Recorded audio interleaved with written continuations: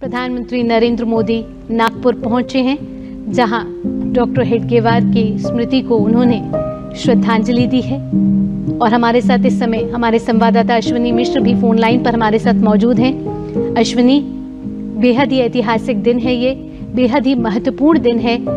और आज का दिन बेहद महत्वपूर्ण इसलिए भी है क्योंकि चैत्र नवरात्र का पहला दिन है और महाराष्ट्र में गुड़ी पड़वा को तो बेहद ही उत्साह के साथ मनाया जाता है।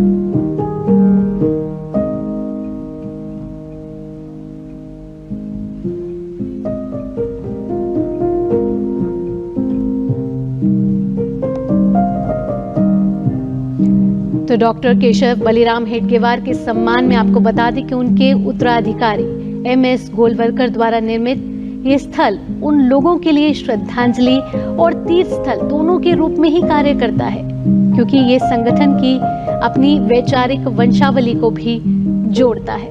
प्रधानमंत्री नरेंद्र मोदी की ये तस्वीरें, जहां आप देख सकते हैं कि RSS के प्रमुख मोहन भागवत, साथ ही साथ महाराष्ट्र के मुख्यमंत्री देवेंद्र फडणवीस, केंद्रीय मंत्री नितिन गडकरी सभी मौजूद हैं। और अश्विनी मिश्र एक बार फिर हमारे साथ जुड़ रहे हैं। अश्विनी, आज का दिन बेहद ही ऐतिहासिक होने के साथ साथ पावन दिन भी है, क्योंकि चैत्र नवरात्र की शुरुआत आज से हो रही है और महाराष्ट्र में तो गुड़ी पड़वा को बेहद ही उत्साह के साथ, उल्लास के साथ मनाया जाता है। ऐसे में प्रधानमंत्री नरेंद्र मोदी का स्मृति मंदिर का दौरा कितना महत्वपूर्ण?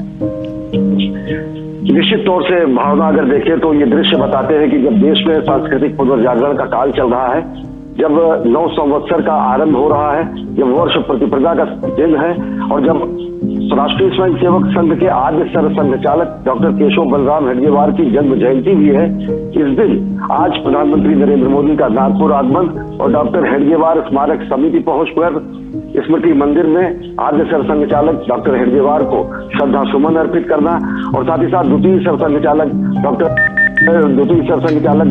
केशव बलराम हेडगेवार, प्रथम सरसंघचालक, आद्य सरसंघचालक के साथ साथ द्वितीय सरसंघचालक माधव सदाशिवराव गोलवलकर गुरु जी को श्रद्धा सुमन अर्पित करना स्पष्ट तरीके से कहता है कि किस तरीके से राष्ट्र निर्माण की जो अखंड ज्योति जली थी इसी नागपुर से, राष्ट्र सांस्कृतिक राष्ट्रवाद की जो प्रखर ज्योति जली थी इस नागपुर से, उसके प्रति कहीं न कहीं कृतज्ञता ज्ञापन है।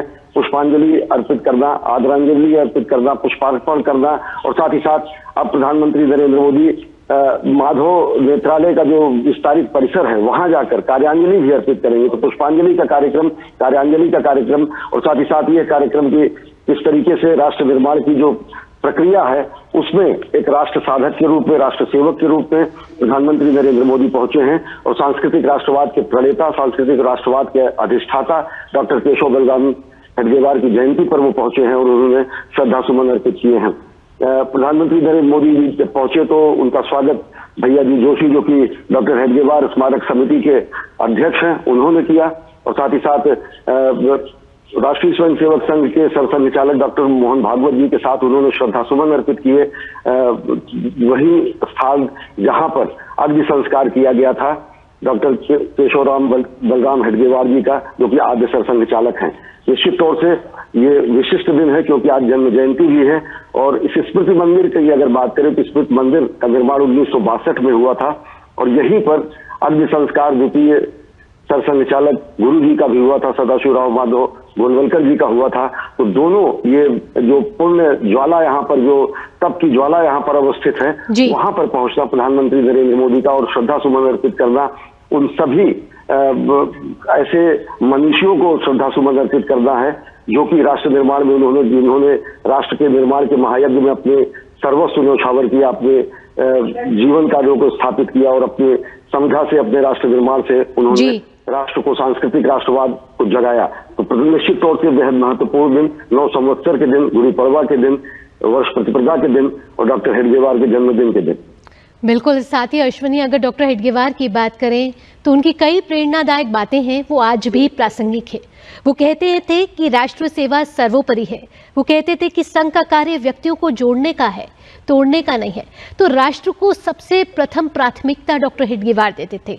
ऐसे में प्रधानमंत्री नरेंद्र मोदी का ये दौरा राष्ट्र चेतना को कितना जागृत करेगा, राष्ट्र को कितना बड़ा संदेश देगा?